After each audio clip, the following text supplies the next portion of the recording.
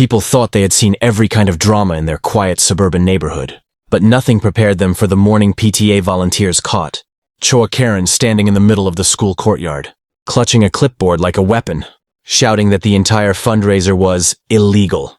Parents froze. Kids stopped. Teachers exchanged confused looks. And as cell phones started recording, no one knew this would unravel into one of the most humiliating days of Karen's life. A day the entire community would expose her lies. The PTA fundraiser wasn't just any event. It was a charity drive to raise money for new playground equipment, something the kids had waited years for. Tables were decorated, donation jars were full, cupcakes were lined up, and energy buzzed in the air. But then came Karen, storming in like she was leading a federal raid. She marched straight toward the main table where Mia, the PTA president, was greeting parents.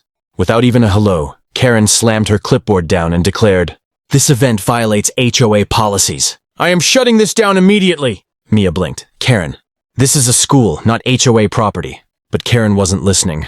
She began waving her papers around, shouting that she had official authority, that she had received multiple complaints, and that she was documenting violations for the record. Parents exchanged skeptical looks. Everyone knew Karen loved rules more than common sense, but this time she seemed ready to declare war. Things escalated quickly. Karen started demanding IDs from volunteers, inspecting tables like she was the health department, and threatening fines for unauthorized public gatherings. Then she announced, "The craziest thing yet. All money collected today must be confiscated for review." That's when parents finally pushed back. Several pulled out their phones and began recording.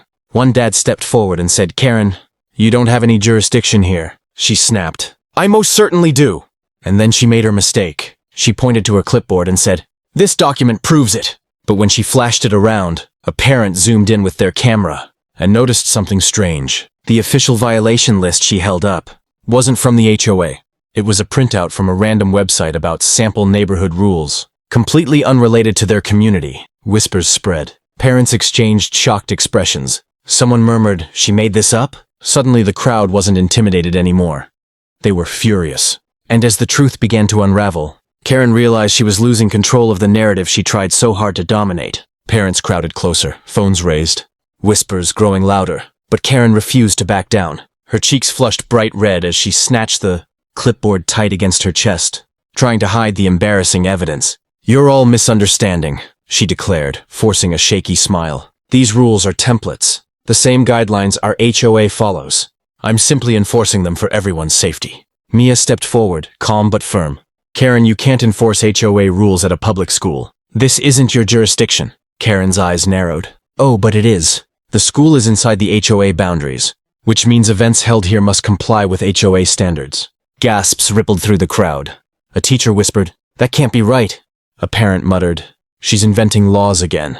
To prove her point, Karen marched to the donation booth and attempted to pull the cash box away. "This money needs to be secured for proper inspection." But the booth volunteer, a retired firefighter named Jim, placed his hand firmly on top of it. "Ma'am, step away," he said calmly. "This is PTA money. You have no authority here." Karen huffed. "I'll call the police." "Great," another parent said. "Please do. They'll explain it to you." Her confidence faltered, but she pulled out her phone anyway, dialing with dramatic force. "Yes, hello? I'd like to report an unauthorized public event." "Yes, completely illegal." "Yes, I'm the HOA compliance chair." Parents rolled their eyes. Meanwhile, Mia turned to the crowd. "Everyone, please continue enjoying the fundraiser. Don't let this distract you." Karen overheard and snapped, "You cannot override me!" "This entire event is shut down until law enforcement arrives." But no one listened. Kids returned to games, parents to tables, and volunteers continued taking donations. And that infuriated her. So Karen tried a new tactic, fear. She began marching from table to table, loudly announcing, "Anyone participating may be fined. The HOA will take action. Your homes could be penalized." That's when Mr. Lawson, the soft-spoken school principal, finally stepped in. He approached her with a calmness that instantly quieted the area. "Karen, please come with me. We need to talk privately." She refused. "No! The public needs to hear this. These people are breaking rules." Principal Lawson opened a folder he had been carrying. "Actually, I spoke with the real HOA board this morning about this very fundraiser. They approved it last week." Karen's eyes widened.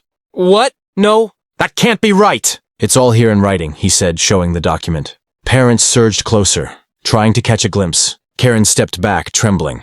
Her lies were starting to collapse, and everyone knew it. Karen's breath hitched as Principal Lawson held up the document, the official HOA email clearly visible. The crowd leaned in, murmuring, exchanging incredulous looks. Someone whispered, "She really tried to shut down a kid's fundraiser." Another parent scoffed, "Classic Karen." But Karen wasn't done.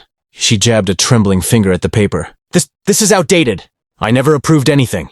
I'm the compliance chair, and nothing goes forward without my signature." Principal Lawson shook his head gently. "Karen, the HOA board approved it unanimously. Your personal approval wasn't required." Her face twisted. "They can't do that." "I am the board." Parents blinked. Mia frowned. "Karen, the board has 5 members. You're only one." Karen's mask cracked. Well, the others don't understand the importance of regulation. That's why I enforce what they overlook." A wave of realization swept the crowd. She wasn't following rules, she was creating them. Meanwhile, word spread fast. More parents gathered, phones out, recording everything. A few kids even whispered, "Is she gonna get in trouble?" The tension thickened like a storm brewing overhead. To regain control, Karen stormed toward the playground area and dramatically stepped in front of the bounce house entrance. Arms spread wide. "No child enters until this event is shut down," she barked. A collective groan rose from parents. Jim, the retired firefighter, walked up slowly. "Ma'am, you're blocking children from fundraising activities. Please move." Karen's voice cracked, frustration boiling over. "I will not." "These structures have not been inspected by HOA safety standards," a mom replied. "They were inspected by the school's safety officer. That outranks you."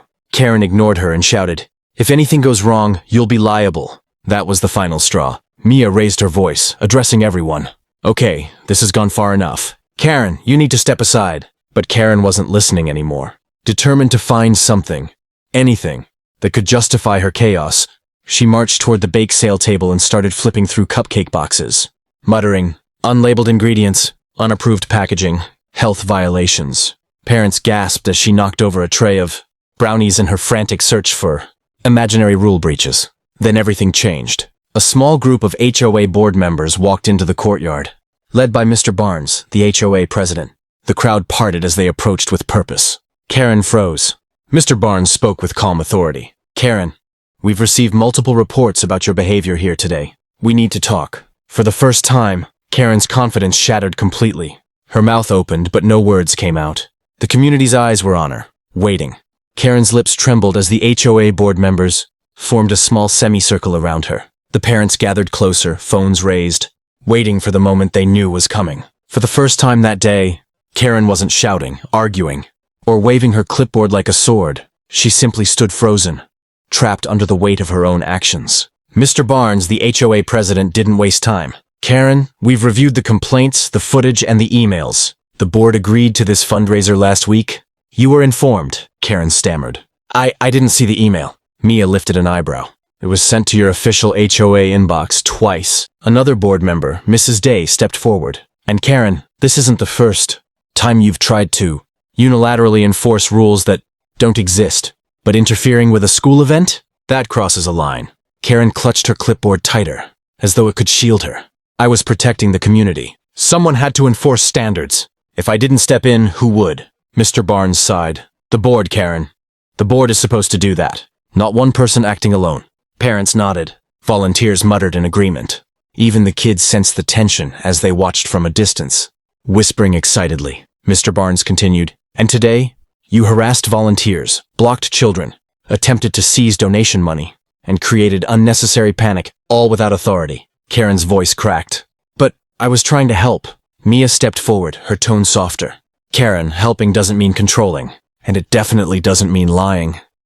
She pointed gently at the clipboard. "You brought fake rules. You made threats. You scared people." A murmur spread through the crowd. Karen's eyes darted around, seeing the disappointment on every face. People she'd lived among for years, now united against her. Then Mr. Barnes delivered the final blow. "Effective immediately," he said. "You are suspended from your role as HOA compliance chair until further notice. The board will be conducting a full review." Gasps echoed across the courtyard. Someone whispered, "Finally." Karen's knees nearly buckled. "Suspended? You can't."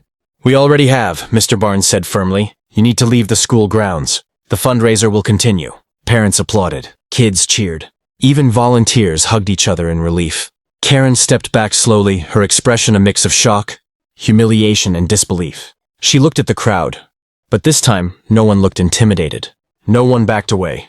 No one feared her clipboard. For once, Karen had no power, and as she turned and walked out of the courtyard in silence, the community didn't just see her leave. They watched the collapse of the authority she had built on lies.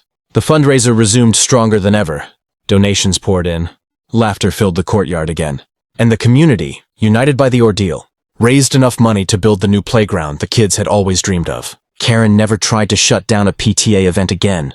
If you enjoyed watching Karen get exposed, don't forget to hit that subscribe button, give this video a like, and drop a comment telling us what you would have done if you were there.